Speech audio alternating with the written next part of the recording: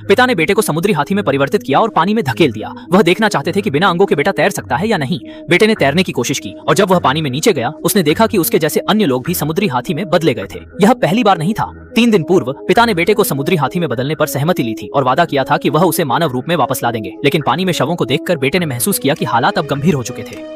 तब वह पानी से निकला और पिता से विनती की कि उसे फिर से इंसानी रूप में बदल दें।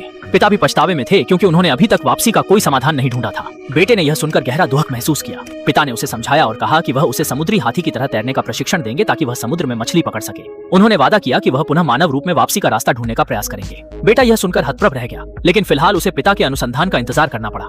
इसके बाद पिता ने प्रतिदिन बेटे को तैराकी और मछली पकड़ने का प्रशिक्षण देना शुरू किया।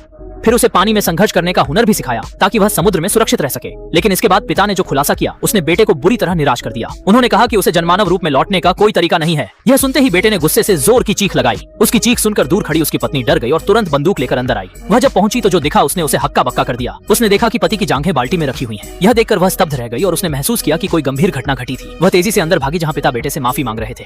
जब बेटे ने सुना कि पिता उसे इंसान में बदलने में असमर्थ है, वह दुख और निराशा से उग्र हुआ और फिर अपनी पूरी मानसिक स्थिति खो दी। उसने समुद्री हाथी के दांत से पिता को मार डाला। उसी वक्त पत्नी दौड़कर अंदर आई और उसने जो देखा उसे अपनी आंखों पर विश्वास नहीं हुआ, लेकिन उसे वास्तविकता को स्वीकार करना पड़ा।